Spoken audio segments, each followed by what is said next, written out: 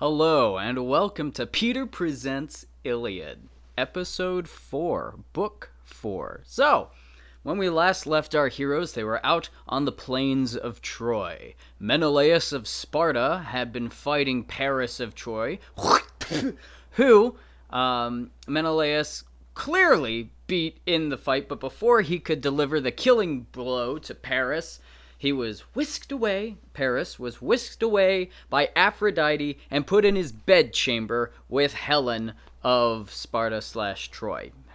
And so the two of them are married now, much to, it seems, her unhappiness. We've seen that Menelaus's main motivation is to rescue her because, he actually cares about her, apparently, which is awesome. And, there's, although there are the political issues going on as well, and that's tying a lot of other people together. But we see that the soldiers are sick of this evil war, as they call it. And even the Trojans hate Paris, and they wish they could produce him to continue to fight Menelaus, but no one can find him because, Aphrodite hacked the game or something. So that being the case, that's where we left off last time. Now, this week, I'm very excited because I've been talking about, this is a war story, and everybody knows it's a war story, and we had a little bit of action last time. But this week, we're going to get a lot more of that. So, I wish I could read through book 5 as well tonight, but it's not a short book. It's going to be a regular episode this Thursday, but we're getting through book Quattro, and I'm very happy about that. Now, there's gonna be, I'm gonna go a little bit more into analysis later, as I usually do afterward. In reviewing this chapter, I don't think there's okay, so there is one thing I should tell you before we get to reading. They mention a character called Chiron in here. Chiron is an interesting figure in Greek mythology. He's a centaur, and there's a lot of really cool stories about Chiron. If you ever played Age of Mythology, he's a hero in that. If you, he takes place in a lot of stories with Hercules, but he also has a connection with Achilles, because Chiron was the one who taught Achilles all the arts of war and how to use a bow and things of that nature. But Chiron was also known as a very gifted, experienced, knowledgeable healer. Alright, so he was, if you want to get patched up and Chiron was looking after you, it'd have to be pretty bad in order for you to not end up being okay. So that's Chiron. Just all around, everything I've heard about Chiron is everybody loves this guy. He's totally cool. Everybody respects the living daylights out of him. And he's a hero. So, of course, I might find out sometime later that he did something that a lot of immortal characters do in Greek mythology. So I don't know everything, but so far, everything I've heard about him, Chiron's a great guy. They mention him, and he's got a connection with Achilles, which is just another thing that people would know going into this story. Everybody knew who Chiron was. It would be kind of like knowing who the Lone Ranger is. Everybody knows. Even if you never watched that show, oh yeah, okay, with Tonto, Kimusabi, yada yada, Texas, mask, silver bullets, yada yada. Chiron. Anyway, with that, I think we'll get on with this. So, we go from the battlefield where Menelaus has been, tearing around looking for Paris, and we go away also from the walls of Troy, where Paris is unfortunately getting it on with the most beautiful woman in the world. There's just no justice, And we go from that all the way to see what's going on over with the gods in Iliad, Book 4. The gods were seated with Zeus on his golden terrace, and Hebe was pouring them nectar. They toasted each other with golden cups as they looked out at Troy. Zeus, all at once, started to provoke Hera with his taunts. "Well, Menelaus has a pair of goddesses to help him, Hera of Argos and Athena the Defender. but they prefer to sit on the sidelines enjoying themselves. Aphrodite, now smiling as always, stays with her hero and manages to stave off his doom. Did you see how she saved him just now when it looked like he was about to die? Still, Menelaus, Ares' favorite, clearly won. But we should decide all this now. Should we let the war rage again or establish peace between the two sides? If somehow we all could agree to do this, Priam City might still be a place to live, and Menelaus could take Argive Helen home. He had no sooner finished than Athena and Hera were whispering to each other with their heads together, plotting trouble for the Trojans. Athena didn't say a word, although she was furious with her father. Hera, however, couldn't contain her anger and said, "Awesome son of Cronus, what a thing to say! How dare you undo all my hard work that I sweated driving my poor team to raise an army against Priam and his sons. Do it, but don't expect us all to approve." Zeus brooded like a thunderhead and answered, "I don't understand you, woman. What have Priam and his children done to you that you are so fixed on demolishing Ilion's stronghold down to its last well-laid brick? Do you think if you were to enter its gates, get inside its long walls, and chew up Priam and Priam's children raw, and the rest of the Trojans, you might find some relief from this livid hate? Do as you please. I don't want this quarrel to become a source of strife between us. But I'll tell you this, and you take it to heart. The next time I have a passion to smash a city, and I choose one with men dear to you in it, don't try to curb my anger. Just let me do it. I've given in to you, though unwilling at heart. For of all the cities under the sun and stars, of all the cities on earth that men inhabit, sacred Ilion is the deepest, dearest to my soul. And Priam and the people of Ashen Spear Priam. My altar there has never lacked libations, or the steamy savor that is our due worship. And Hera, the queen, her eyes big as an ox's. There are 3 cities especially dear to me: Argos, Sparta, and broad Mycenae. Waste these if they ever annoy you. I won't stand in the way or take it too hard, even if I begrudged you their destruction. What could I do against your superior strength? Still, it's not right to cancel all my hard work. I, too, am a god, from the same stock as you, the eldest daughter of devious Cronus, and honored both by position of birth and as the wife of the Lord of all the immortals. Let's call this a draw and yield to each other, I to you, and you to me, and the other gods will all fall in line. Quickly now, dispatch Athena into the war zone to maneuver the Trojans, to break the truce, and do some damage to the exultant Greeks. Zeus had no wish to argue this, and he winged these words to Pallas Athena.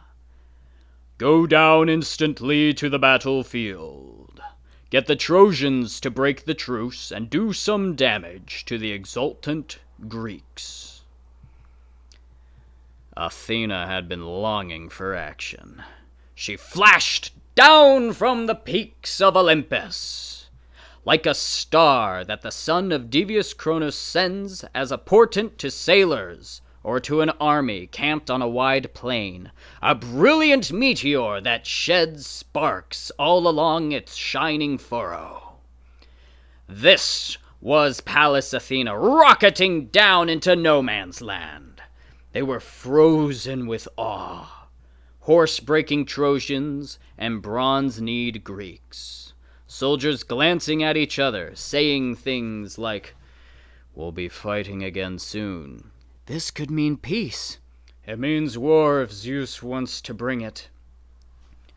While they exchanged words to this effect, Athena blended into the crowd, disguised as a Trojan, Antenor's son Laodocus, a good man with a spear, and went in search of Pandarus, and found that son of Lycaon, strong and not a blemish on him, standing with rank on rank of tough, shield-bearing troops around him, his men from the banks of Aesepus.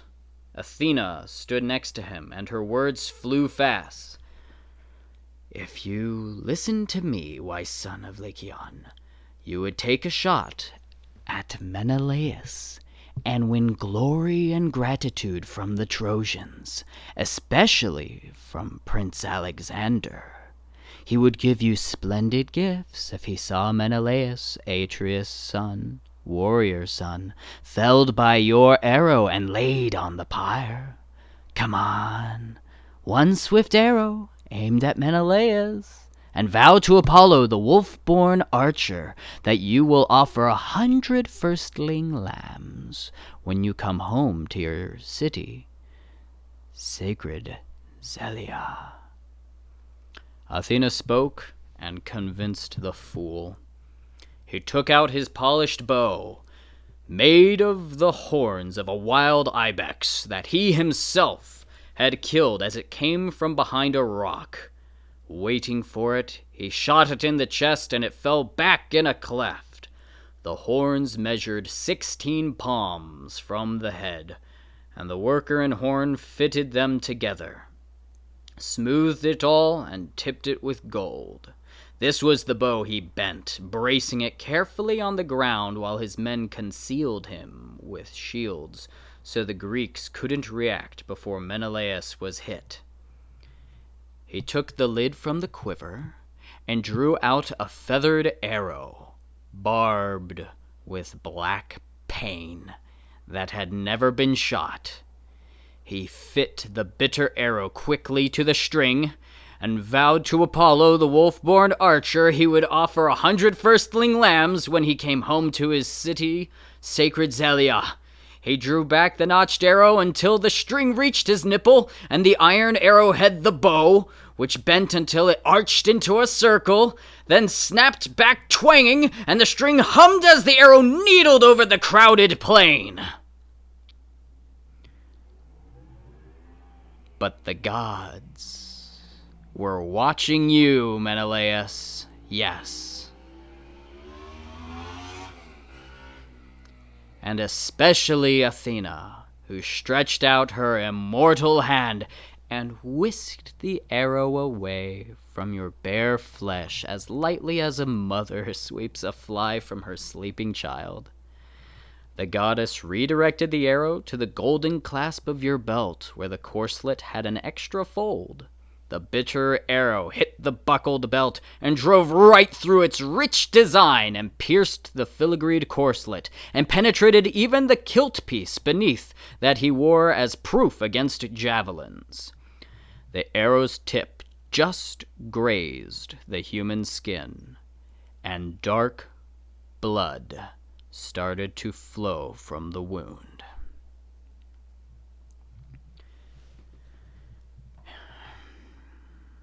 In Maeonia and Caria, women stain ivory with scarlet to be cheek pieces for horses. Such a piece will lie in a treasure chamber, and though many horsemen pray to use it as an ornament for the horse and glory for the driver, it lies there as a king's prize. That, Menelaus, was how your thighs were stained with blood, and your fine shins and ankles beneath. The warlord Agamemnon went numb when he saw black blood flowing from around the wound, as did Menelaus himself, whom Ares loved. But when he saw that the ferrule and barbs had not gone in, he breathed easier and revived. Agamemnon, though, was still groaning deeply, holding Menelaus's hand, and his comrades added their groans. Agamemnon spoke for them all. "Dear brother, my oath was your death, setting you up to fight the Trojans for us, and now they've trampled their oath and hit you. But oaths are not empty. We pledged lamb's blood, poured strong wine, and clasped our right hands. If the Olympian does not act on this immediately, he will in good time, and they will pay heavily with their heads, their wives, and their children. Deep down inside, I know this for sure. There will come a day when holy Troy will perish, and Priam and the people under Priam's ashen spear. Zeus himself, throned in heaven on high, will shake his dark aegis over them all. In his wrath for this treachery, this shall be done. But dreadful grief will be mine if you die, Menelaus, and meet your destiny now. I will return to Argos in utter disgrace, for the Greeks will turn their minds homeward now, and we will leave Priam and the Trojans to boast they have Argive Helen. And your bones will rot as you lie in Trojan soil, your work unfinished, and some arrogant Trojan will say as he leaps onto the burrow of glorious Menelaus, 'So much for the wrath of Agamemnon, who led the Greek army here for nothing, and now has gone home to his native land with empty ships and without good Menelaus. On that day may the earth gape open for me.' And Menelaus, cheering him up, 'It's all right. Don't frighten the others. The arrow didn't hit a fatal spot. My belt stopped it before it got in very far. That and the banded kilt piece the bronzesmiths made.' And Lord Agamemnon's response, 'May it be so, dear Menelaus, but our physician will palpate the wound and apply medications to stop the pain.' And he said to Talthybius, the godlike herald, 'Talthybius, call Machaon here on double, Asclepius' son, our faultless physician, to see Menelaus. Someone has shot him, someone really good with a bow, a Trojan or Lycian, to his glory and our grief.'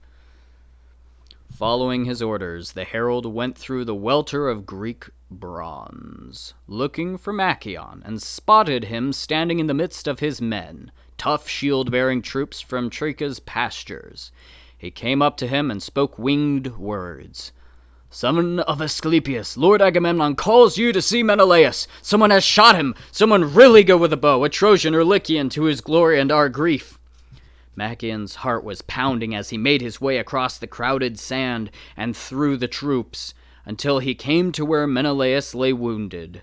All the army's best gathered around him in a circle, into which he stepped like a god, and quickly drew the arrow from the clasped belt. As it came out, the barbs were broken backward. Then he undid the metallic belt, and beneath it the band with the beaten bronze kilt piece. When he saw the wound the arrow had made, he sucked out the blood and smeared on soothing ointments Chiron had given his father. While they were attending to Menelaus, the Trojans came on under their shields, as the Greeks strapped on their gear and reminded themselves of the joys of war. Agamemnon swung into action. You could not have detected in him then any tendency towards sloth or cowardice. He left his bronze filigreed chariot with his squire, Eurymedon, who held the snorting horses off to the side, and charged him to have them ready should he become fatigued. Then he set out on foot to tour the ranks of his army. He had two set speeches. When he saw men eager to fight, he used encouraging words.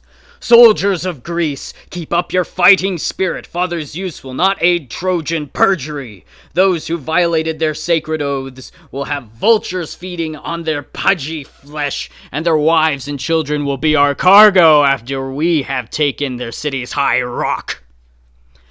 But when he saw men shirking the rigors of war, he scolded their ears with words like these: "You pansy archers! You're a disgrace to Greece, standing here like a bunch of knock-kneed fawns, worn out from running across a wide field, gaping stupidly, without an ounce of strength left. Are you waiting for the Trojans to come over here, where your pretty boats are lined up on the shore, so you can see if Zeus will lend you a hand?" Thus Agamemnon, ranging through the troops, and in his hour he came to where the Cretans were arming themselves around their commander, Idomeneus, a man with a razor-sharp mind and the imposing presence of a wild boar.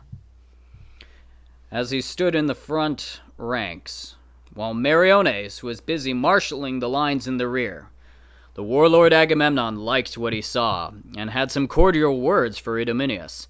"Idomeneus, I hold you in the highest regard, both in war and in every other activity. Certainly in the feast, when the Argive lords mix wine in the bowl at the council of elders, even if every flowering-haired Greek chieftain drinks a fixed measure, your cup stays full, and you drink, as I do, to our heart's content. To battle, then, and live up to your old boasts." And Idomeneus, the Cretan commander: "Son of Atreus, you can count on me to live up to my original pledge. But rouse the other flowing-haired Greeks so we can get into battle. The Trojans have broken their oath. They will suffer and die for violating their sacred word." Agamemnon smiled and moved on, coming next to the two captains who shared the name Ajax, as they were strapping on their helmets. Behind them, a cloud of infantry loomed. A goatherd standing on a rocky lookout sees a cloud moving in over the purple sea. As a westerly gale sweeps it closer to land, it looks blacker than pitch. The sea ruffles beneath it. The air suddenly turns cold, and the goatherd drives his flock to a cave. So the dark battalions behind the two Ajaxes. Squall lines of young men nurtured under the sky, bristling with shields and spears. Agamemnon was glad to see them, and his words flew out: "Ajax, both of you, Achaean commanders, I would be out of line if I issued you orders. You push your men to fight hard on your own. By Father Zeus, by Athena and Apollo, if all of my men had your kind of heart, King Priam's city would soon bow her head, taken and ravaged under our hands." He spoke and moved on to the next contingent, where he found Nestor, the clear-toned orator, urging his Pylians on to battle, and arraying them around his captains, great Pelagon, Alastor, Chromius, Haemon, and Bias, shepherd of his people. Nestor positioned the chariots in front and massed the best foot soldiers at the rear. Within this double wall he stationed the riffraff, so that, willing or not, they would be forced to fight.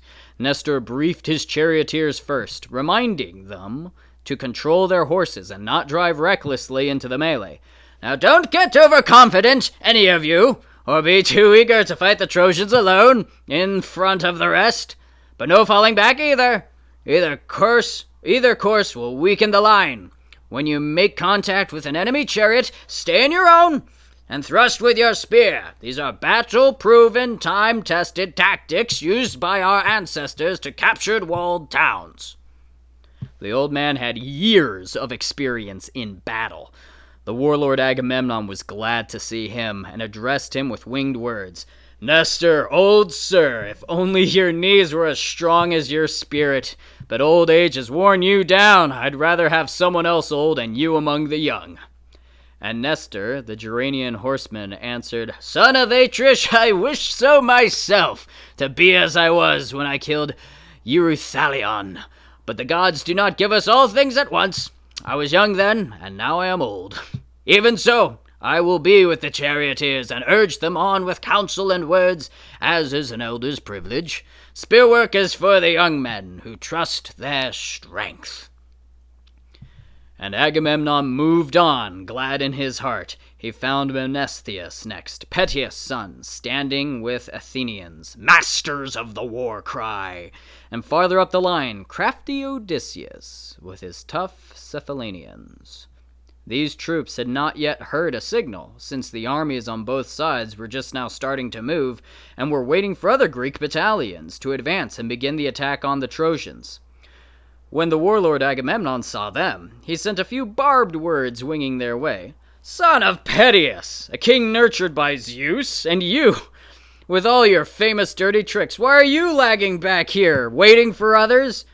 You two should be taking your stand up front and throwing yourselves into the heat of battle. Both of you are first in line when you hear I'm giving a feast for the council of elders. You like to eat roast meat well enough, then, and drink cups of honeyed wine all night. But now you'd be glad to see 10 Greek battalions carved up the enemy ahead of you with bronze." Odysseus scowled darkly as he answered, "What kind of talk is that, Agamemnon? How can you say we are slack in battle whenever the Greeks engage the Trojans? You'll have a chance to see, if you really care, how Telemachus' father mixes it up with the horse-whipping Trojans. What you're saying now is a lot of hot air." Agamemnon could see he was angry, and with a smile he took back his words. "Son of Laertes, in the line of Zeus, Odysseus, the master tactician, I don't mean to give you a hard time. You and I understand each other. Go now, we will make it up later. If there have been any hard words here, may the gods blow them away on the winds." Leaving them there, he went on and found Diomedes, son of Tydeus, standing by his horse and chariot, with Sthenelus, Capaneus' son, at his side. When the warlord Agamemnon saw them, he sent a few barbed words winging their way. "What is this? The son of the hero, Tydeus, squinting down the lines of battle from the rear? It wasn't like Tydeus to cower like this. He fought the enemy out front with his friends. As those who saw him in action say, I never saw him myself, but they say he was the best. He came to Mycenae once, not as an enemy, but as a guest, when he and Polynices were taking the field against Thebes' sacred walls. They needed allies, and the Mycenaeans were ready to accede on their request. But Zeus changed their minds with unlucky omens, so they left and came in their journey to the Aesopus' deep reeds and grassy banks. And the Achaeans sent Tydeus out again on another mission north of Thebes, so he went and found a crowd of Cadmeans at a feast in mighty Eteocles' house. Alone as he was, and a stranger there, the horseman Tydeus was not afraid. He challenged them all to athletic contests and easily won every single event. So much help did Athena give him. The Cadmeans were angry, and when he left, they laid an ambush along his route back. 50 young men under 2 commanders, Maon, son of Haemon, a match for the gods, and Autophonus' son, staunch Polyphontes. But Tydeus brought them to an ugly end, killing all but one, Maon, alone. He allowed to return, persuaded by portents. That's what Tydeus the Aetolian was like, but he had a son who cannot fight so well, though he speaks better in council. He spoke, and Diomedes said nothing at all, a mark of respect for the royal reproach. But Capaneus' son, Sthenelus, responded, "Son of Atreus, don't lie when you know how to speak the plain truth. We are proud that we are better than our fathers. We took Thebes with its 7 gates, a lesser army against a stronger wall, trusting in the gods. But our fathers perished by their own recklessness, so don't put them on a level with us." Diomedes frowned at this and said, "Take it easy there, and listen to me. I don't hold anything against Agamemnon for getting the troops into gear. After all, he has more at stake here, greater glory if the Greeks win and capture Ilion, and greater grief if the Greeks are defeated. Let's you and I just keep our minds on fighting." And he jumped down from his chariot in full metal. The clang of bronze on his chest as he moved out would have unnerved anyone. A swollen wave, pushed by the west wind, moves closer and closer to a thundering beach. It crests in deep water and then breaks onto the shore with a huge roar and curls over and around the jutting rocks in a spray of brine. So too, wave after wave of Greek battalions moving into combat. The captains issued commands. The rest march on in such an eerie silence you would have said that not a soldier in the army had a voice. But in fact, the silence was terror of their commanders, and only the mute glow from their detailed weaponry signaled their advance. Not so with the Trojan army. More yews than anyone could ever count are penned in the court of a man of means, waiting to give their white milk and bleating incessantly when they hear the lambs. Thus the clamor from the immense Trojan muster, not one voice, one language, but a cacophony of tongues from different lands. Behind them, Ares, as behind the Greeks the goddess Athena with sea-gray eyes. And on both sides, terror and panic, and Ares' murderous sister Eris. Small when her crest first appears, but so ravenous and relentless in her ways that she soon thrusts her head into the sky, even while she keeps her feet on the earth. This horror now infused equal parts of strife into both armies as she patrolled their ranks, swelling the volume of human suffering. When the two sides closed with each other, they slammed together, shields and spears, rawhide ovals pressed close, bronze thoraxes grinding against each other amid the groans and exultations of men being slain and of those slaying as the earth ran with blood. Swollen winter torrents flow together where two valleys meet. The heavy water from both streams joins in a gorge, and far off in the mountains, a shepherd hears a single distant roar. Equally indistinguishable, the shrieking of these warriors laboring in union. Antilochus drew first blood, killing Echepolus, one of Troy's best. The quick thrust in Antilochus' spear glanced off the rim of his plumed helmet, but the bronze point pegged his forehead and bored through the bone. Darkness enveloped him as he fell like a wall. As he went down, Elephenor, the Abantes' captain, grabbed him by the feet and tried to drag him quickly out of range to strip the armor. This effort was short-lived. As Elephenor stooped to haul the corpse, Agenor saw him, and where his shield left his left side exposed, Agenor thrust, crumpling him with his spear. The life drained out of him, and over his body the fighting intensified, Greeks and Trojans battering each other like leaping wolves. One early victim was Anthemian's son, Simiosius, a blossoming lad, whom Telamonian Ajax marked and hit. His mother bore him on the Simois banks, on her way down from the slopes of Ida, where she had gone to see her family's flocks. So his parents called him Simiosius, but he died before he could pay them back for rearing him.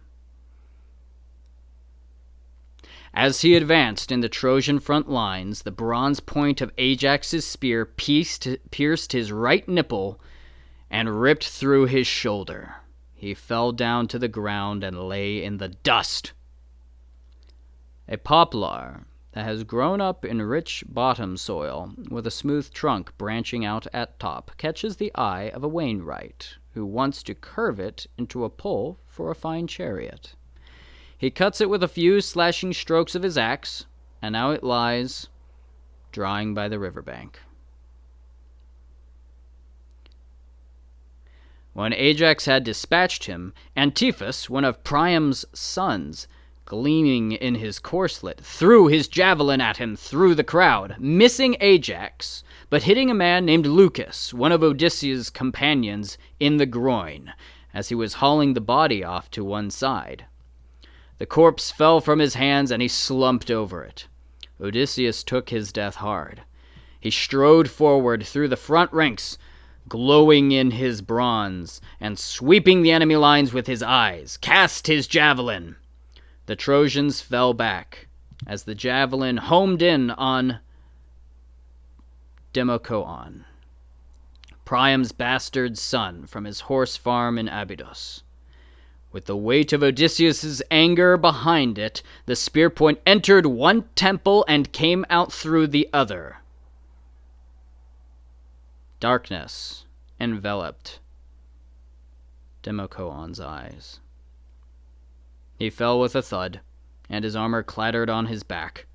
The Trojan front lines, and Hector with them, gave ground. The Greeks cheered, dragged off the bodies, and charged far ahead. Apollo, looking down at all this from Pergamum, was indignant, and yelled to the Trojans, "Get back into the fight! Greek skin is not stone or iron. It will not deflect bronze, nor is Achilles son of Thetis in combat, but nurses his rage in the beachhead camp." Thus the dread god spoke from the city, but the Greeks were urged on by Zeus's daughter, wherever she saw them faltering. Diores, though, was skewered by fate. Pyrrhus, the Thracian leader, had caught him just above the ankle with a jagged stone that crushed both tendons and bones. He fell backward into the dust, hands outstretched toward his friends, gasping out his life. Pyrrhus ran up and finished him off with a slicing spear thrust near his navel. His guts spilled out, and everything went black. As Pyrrhus jumped back, Thoas, the Aetolian, hit him in the chest above the nipple, the bronze caught in his lung. Thoas closed, pulled the spear out, drew his sword, and slashed his belly open. This finished him, but Thoas did not get to strip off Pyrrhus' armor, because his men, top-knotted Thracians, with long spears in hand, drove him off, big as he was, and sent him reeling. And so the two lay, side by side in the dust, the Thracian leader stretched out by the Epean, and around them many others were killed. No one could trust his immunity any longer. Not even those who had danced their way through unscathed until now, led by the hand by Pallas Athena, through the hail of whetted bronze instruments. This was a day many Greeks and Trojans paired off with each other to lie in the dust.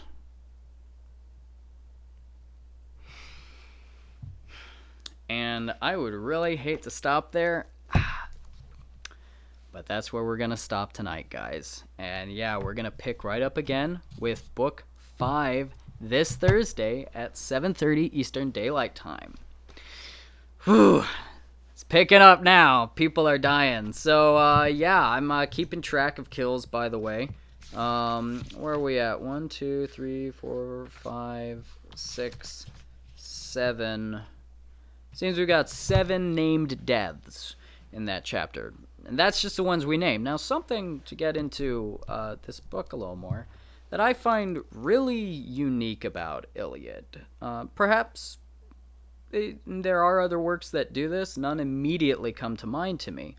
But something that's really interesting about Iliad that you may have noticed is that there's very little killing of just random people. Like you might see in Star Wars a lot of stormtroopers get killed, or a bunch of nameless, like Soldier A goes running past.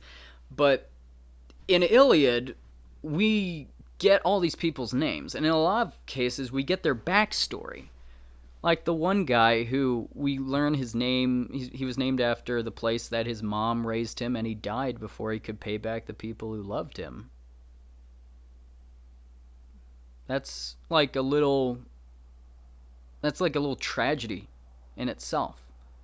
See, that's one of the things that's weird about this book, is that half the time, it seems in that chapter anyway, half the time it's making things like it's glorifying war, it's glorifying violence, it's talking about the joy of combat, and it's talking about like how cool people look in bronze.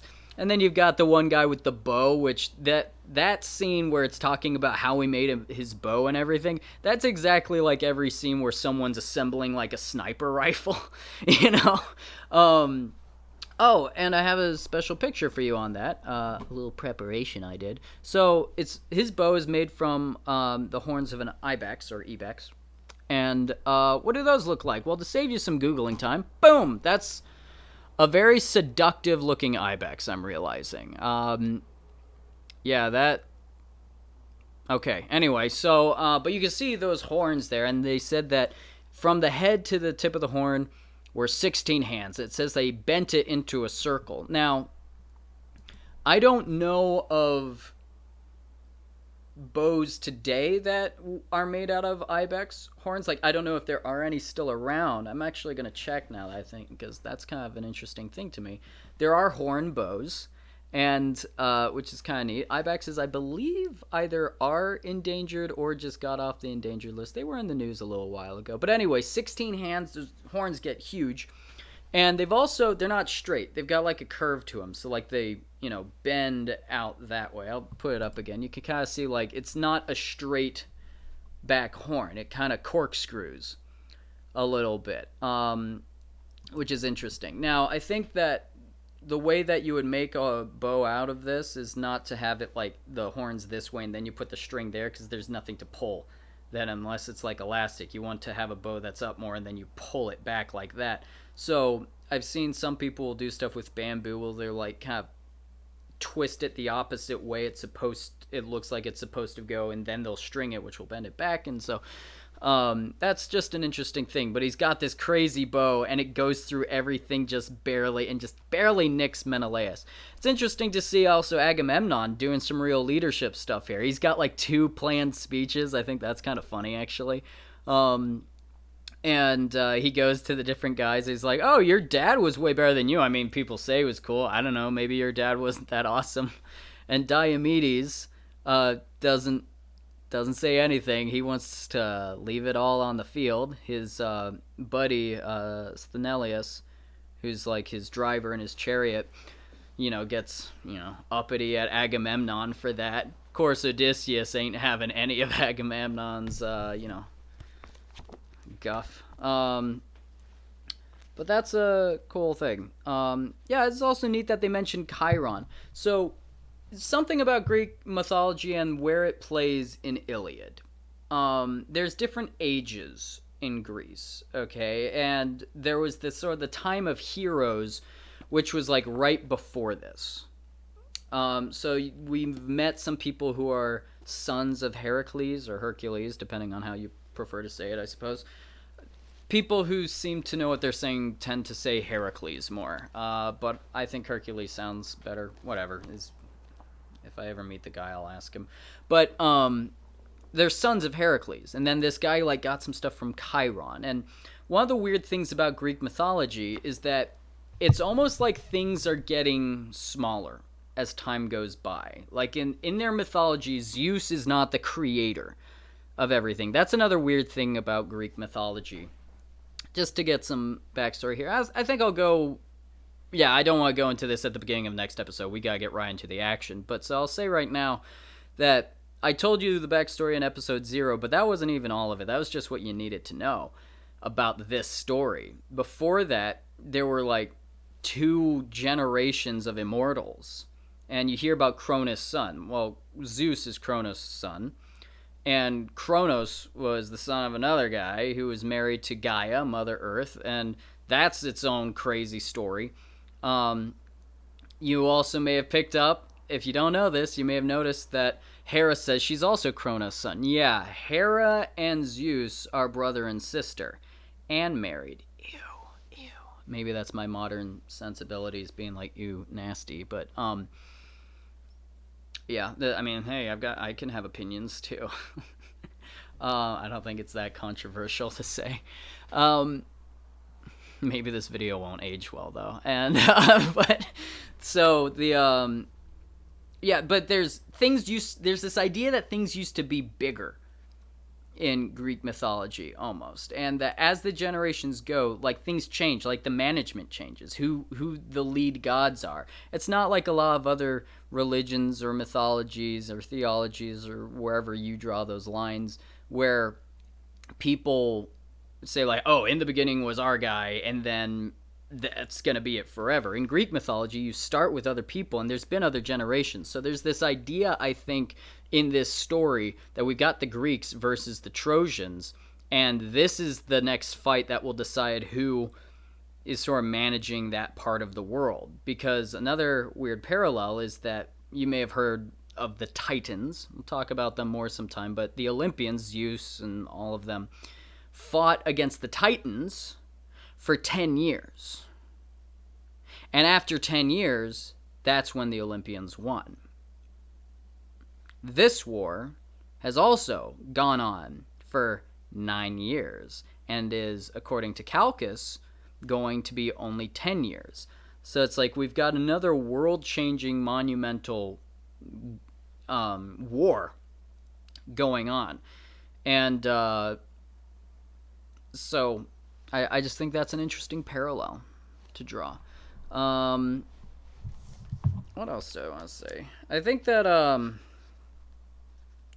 once again, Hera and Zeus have a very strange, complicated relationship. There's also an interesting emphasis in this chapter on oath breaking.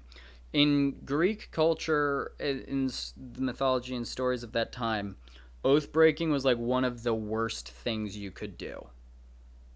And there's like, you see in other stories like about Perseus and stuff, how people are trying to get out of it or find loopholes, but people are really afraid to break oaths. And while everybody in Iliad are like, I don't know if Zeus is going to screw us this week or if he's going to be on my side or what the gods like, some of them, like, they're like, the gods are jerks sometimes, which I think is a very compelling argument. But the idea that lost my train of thought. Great, it's live. Where was I? Hang on. The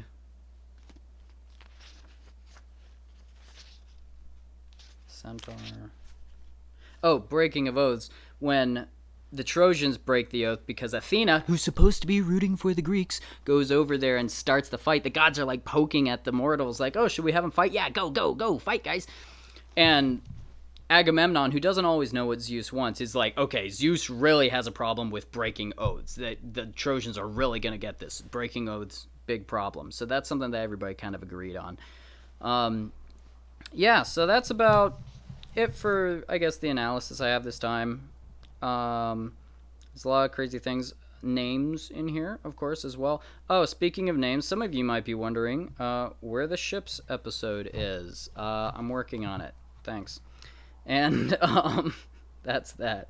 But I'm keeping up with these episodes. I'm still working on that one. It's just one of those ones that's bigger than I initially thought. It's like, I thought I knew this book, and then I got into that thing, and it's so different.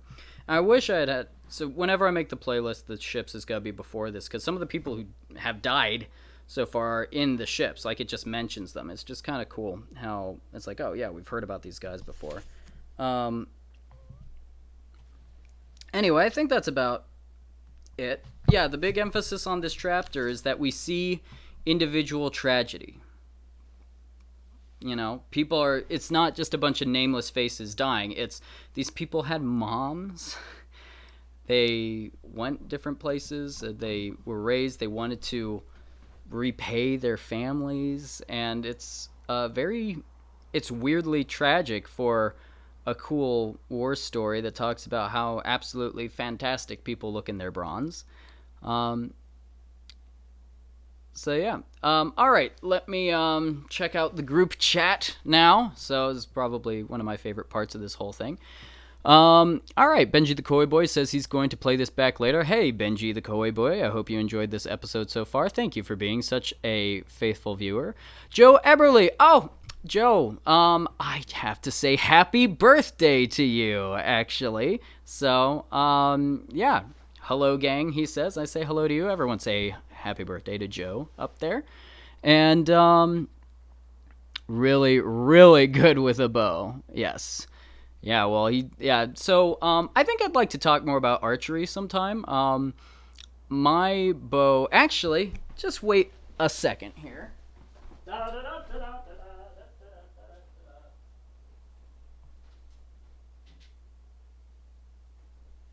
Okay, so live shows are fun.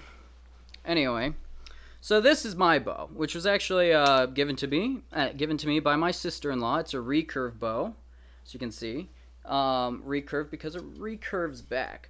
Now, this is not a horn bow. It's made of wood and maybe some fiberglass in there, and it's not strung right now. But it's a very strong bow. I'm actually a little worried to use it because it's pretty old, and I don't know if it's going to shatter on me.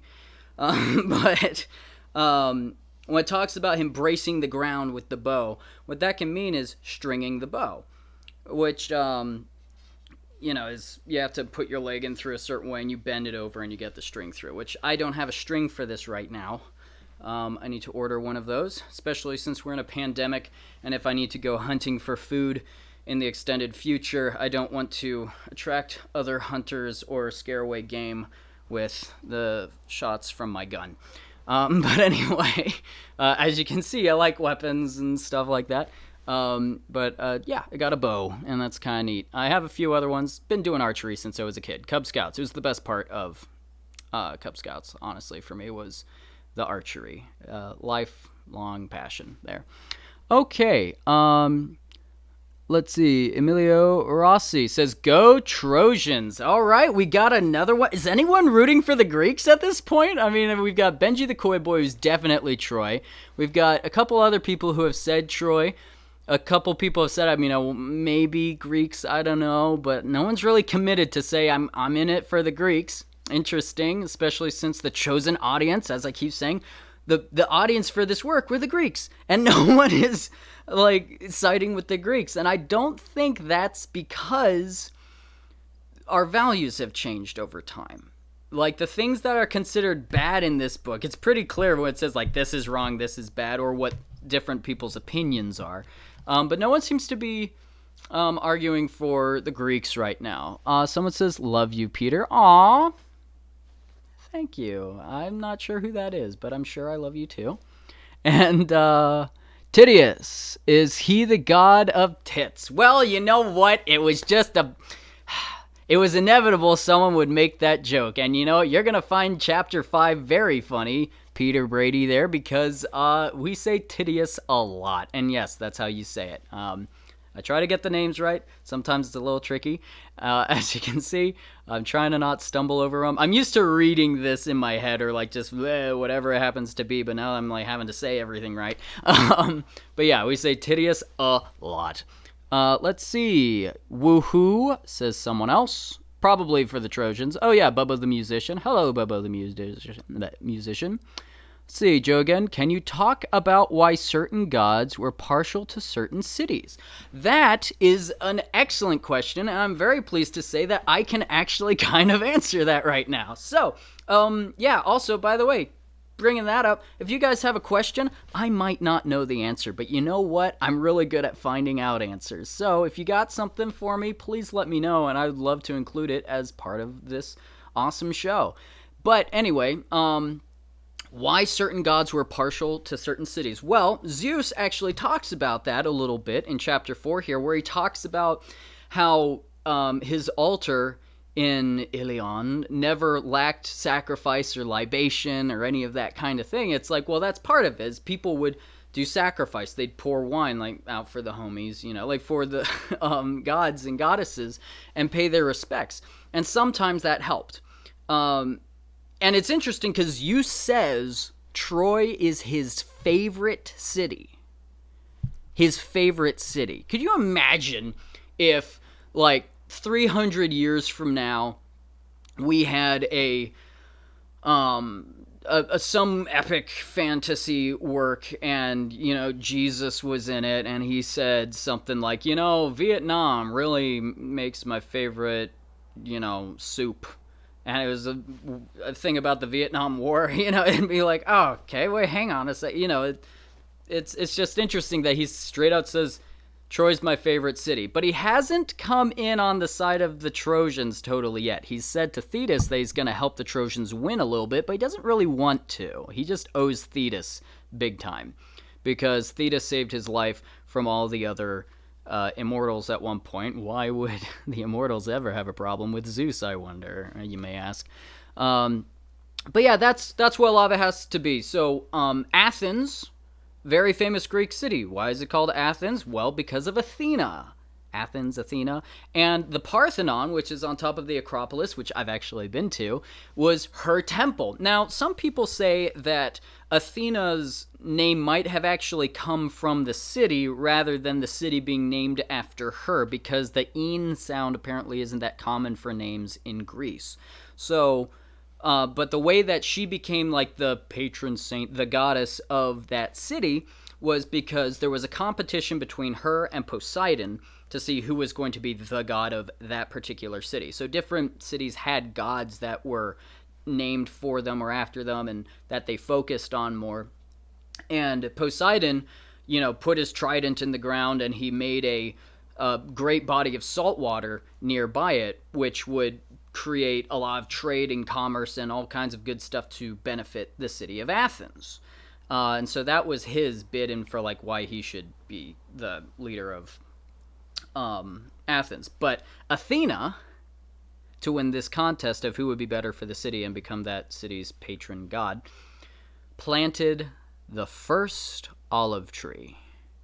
And you might think, oh, it's a tree. But the people in that area were smart, because they knew that they could get wood, oil, and vegetables from this tree. And yes, an olive is in fact a vegetable.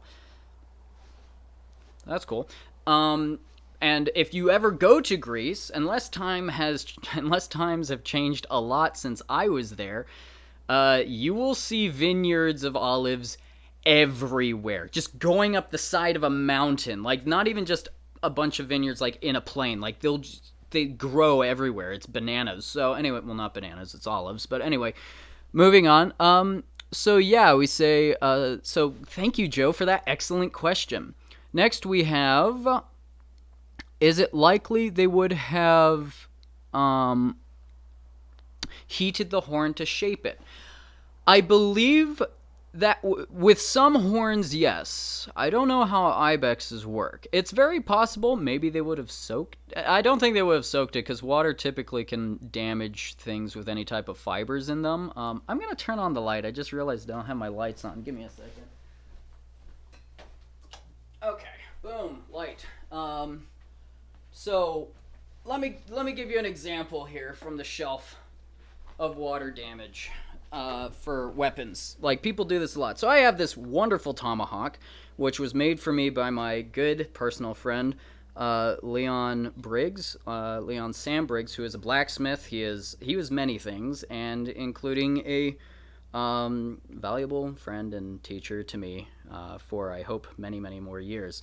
And he very generously gifted me with this tomahawk that he made, and it's nicely balanced for throwing, and it has a bludgeon. Anyway, but the point is, now, I've thrown this around a lot. This thing was very durable, and in fact, the handle hasn't broken because it's hickory and it's heat treated.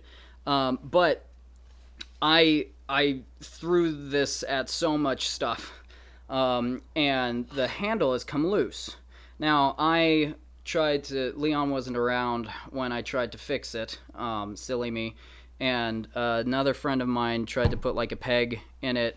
It didn't really work properly, so I've got a piece of hickory over there that I'm gonna rehandle this axe. But something that people will do to tighten handles onto hammers and axes and tomahawks and things of that nature is they'll soak it in water, because water will make it expand. And this does have something to do with bows, don't worry. Water will make it expand, and that will tighten the head. But the problem is that when the water dries out, it doesn't unexpand exactly. That's not the problem. But when the water leaves, it's pressed all the wood out, and the water evaporates. And then suddenly wood that was strong like that has become less, it's lost the integrity of its strength.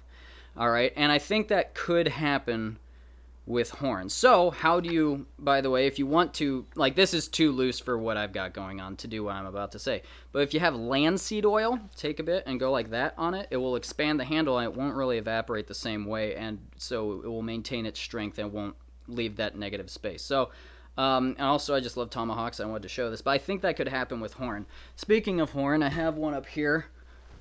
Let's look at this. So this is a very different type of material, I think, than an ibex. Like, you can see that ibex, I'm going to say ibex. I think that's how they say it in those pro hunter sport games. Ibex adventure. But this is a cow horn. And horn tends to be made out of the same thing as fingernails and hair. I don't know how those are related, but that's there's a spider living in there. This is Matilda, by the way. So I think that the water would have been a bad idea. So heating it probably could work. So yeah, I think heating it probably is. Although, how would they heat it back then? I don't know. I'm interested. I'm gonna look up how they make horn bows now. Let's see if that's the thing. Then again, I'm not sure that this is a real bow. I don't know if you can make a bow out of ibex. It's like, might be one of those things that comes in with the mythology. Like, if you make Norse mythology has that kind of thing all the time where someone races against thought, not that kind of thought. Get your mind out of the gutter. The proper kind. Stop it. Would race against, like, because what could be faster than thought? Anyway, dangerous territory with this English language. Anyhow, okay, so Garrett says, I love your analysis, Peter. Well, thank you very much, Garrett. That means a lot to me, because I know that this show isn't exactly short. I try to not leave anything out. I try to be comprehensive with it, and I'm amazed anybody even listens to me reading this, frankly. So let me just quickly say thank you to everyone who's made it this far in the series. I hope to see you still around at the end of it. And if not, I thank you for coming with me this far. And let's say, all right, happy birthday, Joe. Very good. Yes. Joe says, oh, thanks, everyone. Well done. Happy birthday again, Joe. Someone, Goram Darthkal, yep, says, I'll root for the Greeks just so they have someone. Well, that's very nice of you, Goram Darthkal. I think they could use somebody right now. But they also have Athena on their side. Now, one of the cool things about that is Athena is on the side of the Greeks. Ares is on the side of the Trojans. And I haven't really talked about Ares that much, but Ares and Athena are both gods of war. So what we need to remember here is that Mussolini should not have invaded Greece in World War II, because he should have remembered that the Greeks had two gods of war and were absolutely going to beat the pants off of him. And that's another war story. But, yeah, the Greeks, two gods of war. Now, there was a nuance to this, because Athena it wasn't just war. Ares represented the part of war that is very brutal, the cruelty, the gore, the bloodshed, the harshness of war, the animalistic side of it. The Greeks were great fighters, but they were also very good at thinking about stuff. So the Greeks they kind of divided war in that way. So you had the brutal Ares side of Greece, and then you've got the Athena side, who is also the goddess of wisdom. So she was more tactical, strategic warfare. All right, so they're both war, but we've got, the brains and the bronze side of it, I guess, in a way to which is interesting that they put that kind of nuance toward war. It kind of lets you know that Greece has thought a lot about war, and if you look throughout their history, they have been I'm not sure I think war-torn might sound a little judgmental, but boy, are those guys known for being at war. And they've even had a civil war not too long ago, from what I remember. I'm not very versed in that more recent history, I suppose. But, you hear about Thermopylae, you hear about Iliad, you hear about all kinds of just the Greeks fighting each other, protecting themselves. You got the Battle of Marathon with Persia, so eventually Rome gets in there somewhere. But there's yeah. So anyway, but Goram Darth Kal is going for the Greeks. So that's one for the Greeks, and we got like 2 or 3, 4 for the Trojans right now. All right, Joe says, I've actually been thinking about it, and I think I'm switching. You don't kidnap people's wives. You know what, Joe? Brave thing to say. Tydeus is the son of Areolus. You guys. Wow, if they had taught this stuff in primary school, we would have gotten these jokes out a long time ago. But, oh well, I'm glad to... Anyway, yeah, don't worry, you would fit in right with the Greeks, all you guys. They loved that kind of thing. So yeah, you don't take people's wives. That's the other thing that's kind of neat about this, is on the one hand, the Trojans, if you focus on some things, the Trojans look like the good guys, like they're defending their homeland, and they've got allies from all, they're very multicultural and all that stuff. But then if you look at Paris, and you're like, this guy stole a dude's wife, and now is kind of holding her hostage with the help of Aphrodite, who won't let her go. But they've also got a great king, and Hector seems alright, like he's got respect, and the other soldiers hate Paris. Then you look at the Greeks, and it's like, yeah, well, hang on, they stole a wife, we're gonna go over there. And they've got a lot of different cultures with them, although they seem to be the same language. And then you've got Agamemnon, who's being a jerk to his subordinates. And people are tired, and everyone just hates this war. They just hate the war. How interesting is that? Everybody hates the war. How many war movies do you see, or like fantasy films with battles and stuff, where everybody hates the war? Like, you might have one scene where someone's like, I wish that this had never happened and all that, but, people tend to like believe what they're fighting for in movies, or just other stories, other books, and all that, and even in some real wars, I guess. But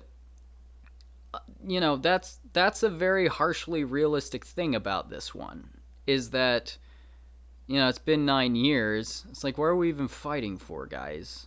It's like, these two guys, why don't we just have Menelaus and Paris kill each other? Let's just do that. Menelaus it really sucks what happens, but I can't go like, for 9 years for you, buddy. So yeah, I think it's complicated. You've got a lot of different individuals that play into this drama, and it's culminated in 2 giant nations, sort of nations, using that term kind of liberally here, but 2 like peoples, I guess, 2 sides fighting in this giant war that even the gods are kind of like getting in on. They're like poking. They're like, oh, hey, why don't you just shoot the guy with the bow? Come on. That'll get him going, and you want to see the ants fight each other. But you throw an ant into a spider web or whatever. It's like, oh, look at them go. It's like they were going to do that anyway, maybe. But I'm just like, the gods are just, they're eating and drinking while they're, oh, wow, look at the war, guys. Lovely, and kind of like some people, watching a movie, I guess. They just, hey, they're getting invested. They're picking their favorites. And the people in the story hate the war. I think it's very interesting. And the gods seem very uninvested. And it's weird, because even Zeus says, hey, what if we end the war now and give Helen back to Menelaus? And Hera's like, no, I've put so much work into this. It's like, wait, aren't you working to, get Helen back to defeat the Trojans? Like, no, she's here to destroy Troy. And all of this started because these 3 goddesses were arguing over who was the prettiest. It's like, you can even say it started before that, with Eris not getting invited and her not understanding why someone wouldn't want her at a wedding, and throwing the golden apple. It's like, whose fault you say it is, it's really easy to blame Paris, because he doesn't seem to have any redeeming qualities, but it's like, he didn't make everything happen here. He's part of the story, and That's not redeeming quality. But yeah, I think that's a very strange. It's just interesting how something so small, dumb, and insignificant has blown so out of proportion. But it's sort of flipped because the apple and the beauty contest and all that were for the goddesses, the immortals, and they're not seeing any consequences from this war. They're not the ones dying. They can't die. It's so something that was a big deal to them might seem petty to us, all maybe uncomfortably relatable for some people, but the gods and goddesses, yeah, it's very flipped. It's ruining people's lives off of something. Anyway, you get it. I don't have to spell it out anymore. All right, well, woo, that was a nice chat, a little more than usual. I'm very pleased about that. So yeah, remember, if you have questions, go ahead and ask them next time, all that. I'm working on the ships, guys. It's been a lot. It's been a lot putting it together, and you can see I'm trying hard with these names, and that, so I'm not making any more excuses or reasons. I'm just telling you, like, I am working on it. And there will be a shining day when it arrives. And if you're watching this in a playlist or whatever, you probably heard it before because I cleverly put it before the other one. So, haha. All right. I think that's it. That's enough for tonight. Thank you so much for joining me. I hope you've enjoyed this almost as much as me. I have a hard time believing anybody enjoys this as much as I do. But yeah, it's a blast, and I hope that y'all will be back on Thursday for book 5, which is crazy. And yeah, it's 7:30 Thursday. See y'all then. Have a wonderful night, and thank you again for joining me. And also, Joe, happy birthday.